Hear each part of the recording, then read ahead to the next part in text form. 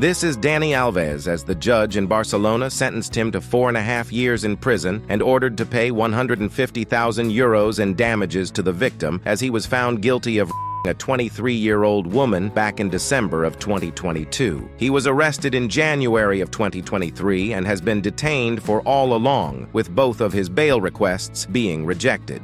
What really happened?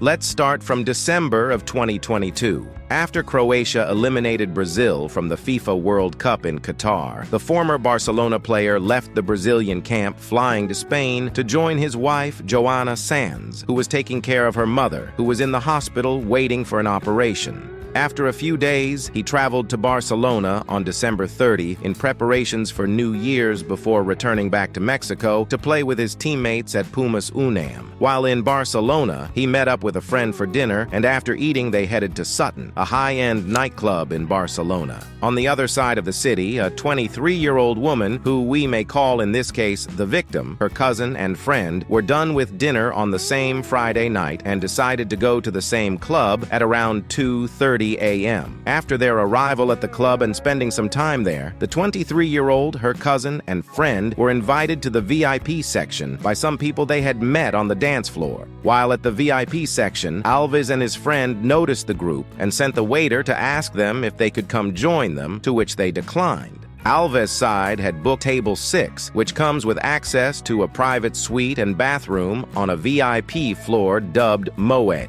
On a second attempt, the 23-year-old, along with her company, agreed to join Alves, as he invited them to share a magnum bottle of champagne. She said Alves was constantly hugging her and approaching her. She said that on 2 occasions, while standing behind her, he grabbed her hand and brought it close to his and that she quickly pulled her hand away when she realized his intentions. At 3:42 a.m., Alves went over to the door leading to the private suite adjacent to the table in the VIP space. He went inside alone, and after a few minutes, he leaned out and asked the victim to come with him. She followed. Upon entering, he guided her into a compact bathroom nestled within the suite. She expressed unfamiliarity with the surroundings and claimed ignorance about the door's destination as a restroom. Notably, there were no cameras present in the private suite, and this is where the alleged act took place, as Dani Alves forced the victim to tell him, "I am your little."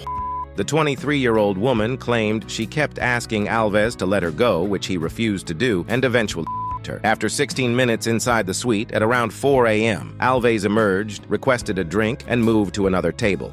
Shortly after Alves left, the woman also exited the suite. She approached her cousin and requested to depart from the club. She clarified that she had not spoken with Alves but had conversed with one of his friends before departing. Upon making their way to the exit, the woman started crying and received assistance from nightclub staff, who implemented the club's SA protocol. CCTV footage released by the Spanish media aligned with the victim's testimony, showing Alves leaving the club with his friend at 4:06 a.m., passing by the woman, who was crying and being attended to by staff, without looking at her or speaking to her. As they proceeded outside, more footage showed the victim crying and pointing to her knee as an ambulance was called to take the woman to the hospital. Court documents approved to an injury to the left knee, as well as a psychologist's report stating the victim to have displayed signs of having suffered a stressful or traumatic event. Eventually, an official complaint was made to the police on January 2, 2023, just 1 day after Alves had flown back to Mexico to join his teammates. As police investigations emerged on the 5th, Dani Alves sent a video message to one of the reporters at Antenna 3, which was broadcasted to the public. In the video, Dani Alves asserted his innocence regarding allegations of inappropriate behavior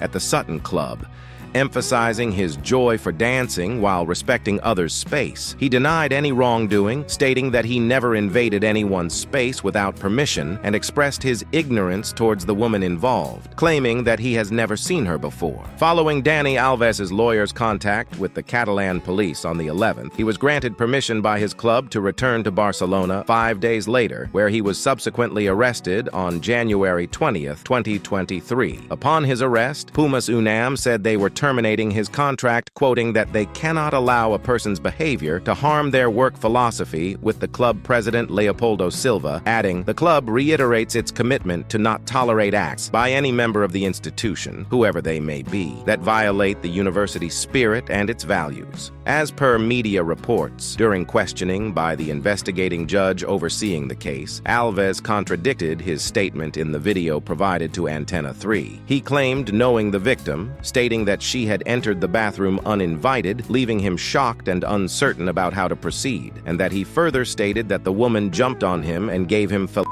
and that there was no pen.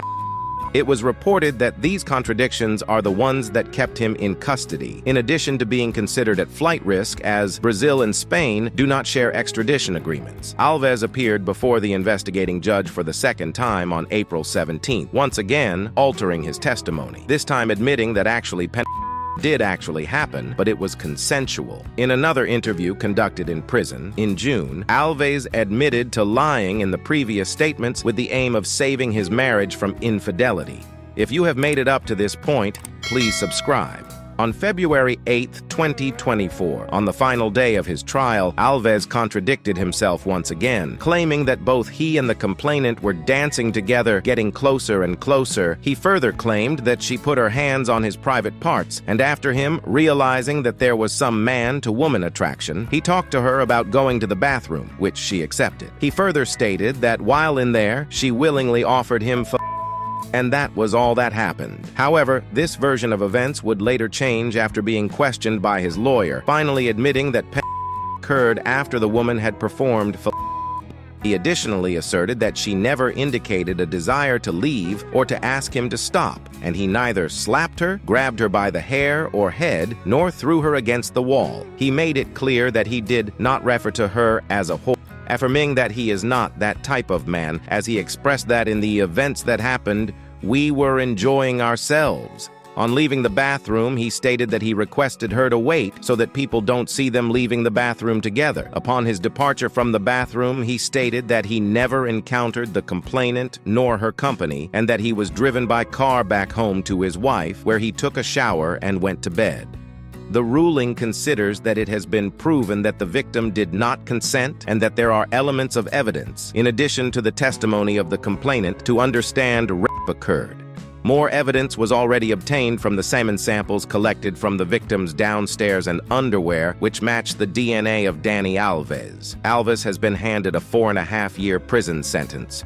Upon his release, he will be placed on 5 years probation. Additionally, he is barred from coming within 1 kilometer of the victim's residence or workplace and from contacting her through any means for a period of 9 years and 6 months. He has already paid compensation to the victim, 150,000 euros, which was allegedly given to him by former teammate Neymar Jr., which led to him being slammed by some Brazilian politicians for his involvement in Dani's case. Alves has been in jail since January 20th, 2023, and has had 2 bail requests rejected. According to some media reports, Alves's lawyers tried to reach an agreement with the victim to avoid going to trial, but no agreement was reached. After the verdict was announced at the High Court of Justice of Catalonia in Barcelona, while speaking to the media, the victim's lawyer, David Sáenz, said, "We are not satisfied with the sentence." He said they were considering appealing for a stricter punishment, while Alves's lawyer, Inés Guardiola, said, "We are going to appeal. I still believe in Mr. Alves's innocence, and we will defend it to the end. He is in one piece. Now we have to study the sentence calmly."